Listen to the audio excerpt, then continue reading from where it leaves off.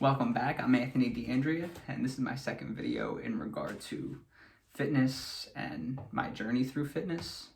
If you missed the first video, it was more so just like an introduction to me, what I'm about, what gives me the credentials to be talking about this sort of stuff. And if you missed the video, you can click right there and it'll take you right to it. So I'm 21 years old and I started working out at the gym when I was 14. I started going to Planet Fitness with my buddy Matt Brennan, and I laughed because I was like 5'5", maybe 120 pounds soaking wet. Matt was like 6'1", 220. I was trying to gain weight. He was trying to lose weight. So just seeing the two start off at the gym together, I just laugh every time I think about it. But I knew absolutely nothing when it came to fitness. When I walked into that gym for the first time, I would kind of like read the machine and be like, oh, this workout looks cool, and would do it half-ass. And, I had people like giving me pointers, fixing my form, showing me new workouts. So it was definitely a learning experience. Think of like any beginner joke for the gym you can think of, and that was me. I definitely fit that description. Even the one time I was curling and I just lifted the bar and just smacked my forehead with it. So it was definitely tons of learning experiences when I first started off. But yeah, for like the first 6-7 years, I just never saw any results. My nutrition was fucked. I lifted, it felt good, but my body never changed. I never gained weight. I never lost weight or lost weight. My grammar's not my type of thing. So, yeah, and then it came to this year, in December of this past year, I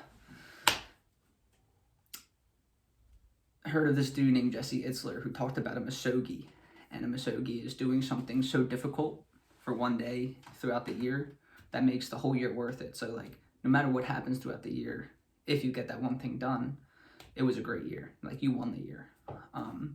And so for me, that was a marathon. I never ran a marathon. I never ran in general. I was a basketball player, so that's basically all my cardio, really. I was a sprinter when I was like 15 years old from my high school. I sprinted for a half year, for like a trimester or whatever the hell it was back then, a quarter, whatever. And gave it up after that. I just did it to get a sports credit. Again, half-assed it. But so I decided, I signed up for a marathon without even training. I had 11 months to train, but I signed up for it before the training began. It kind of just like gave me a reason. So I started running in January. My first run was 0.8 miles. And I was like, this shit sucks. I hate running. I never want to run again. Lo and behold, I kept running. February came around and I got hurt. My form was actually butchered. And at the time, my brother was running. So I went on a run with him and he corrected my form. He was like, you're running like a sprinter. Like, I was hunched over. I was just trying to get to the end as quick as possible. I had to straighten up. I had to breathe more, lighter on my feet. And I was cool and I was good. It fixed the pain that I was having, but I took a month off because of the pain. I was like stretching. I was trying to figure it out, but couldn't. And that's what made me go to him for some help. So I picked up training in March. Then June came around. It was the middle of June and I was still training. My farthest run at the time was 9 miles. So I was getting there. I was making some progress.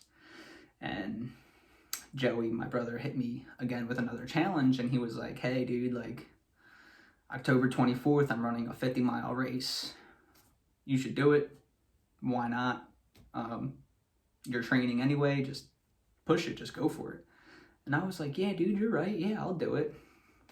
Like, who the hell agrees to do that? I don't know. So it was middle of June when I started training for that. After I agreed to it, my girlfriend, Grace, she told me that she's cool. Like, that's great that I'm doing it, but I just can't complain. I just can't complain because I'm knowing that the next 3 months are going to be, 4 months, whatever it was, are just going to be tough as hell. So I agreed to it and I started training. I went the week I started training for the 50-mile race. I did 10 miles. The next 10 miles on a Saturday. The next Saturday, I did 18, then 20. Started going up from there. August 1st, I ran my first marathon. I ran 26.2. August, like the next Saturday, it went up to 28 and just kept going. And because of the whole coronavirus situation, the race that was scheduled for October 24th, it went virtual. Because of like the large groups couldn't all be together. So you had the whole year, the rest of 2020 to complete the race. You had to do it on your own.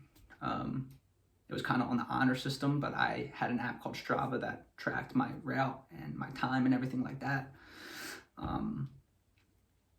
Yeah, so because of that, because it went virtual, because you could choose any date you could do it. On August 9th, I decided to move up my race from October 24th, and I moved it up a month and a half, and I did it on September 12th. And the reason for that is, as I talked about in my last video, my parents passed away when I was 10 years old, and they passed away on September 12th, 2009. So on September 12th, 2020, I decided to run 50 miles, rewrite the day, give the day a new meaning. And so I went from 400 meters was my longest race, and I completed the 50 miles. I completed it in 10 hours and 6 minutes. I woke up at 2 a.m., started running at 3 a.m., finished running around 1 p.m. And it kicked my ass, man. It kicked my ass. Any of you ultra runners out there, I give you guys some credit. Dude, that shit's tough. But I learned a lot about myself. I ran with no headphones, so it was just me and my thoughts. Grace ran 3 miles with me. My buddy Ryan ran 8 miles with me, so I wasn't completely alone, but a lot of learning experiences, yeah. So on race day, I actually weighed in at 128 pounds. So after I realized that, I was like, okay, after race day, I want to focus on putting on muscle, putting on weight. So that's what I did. After the race, I took a week off to kind of get back into like strength training. I made like a routine nutrition plan, ordered some supplements, which I'll talk about in my next video. And I just started going hard at the gym. Right now, I think it's like, what is it, December 10th.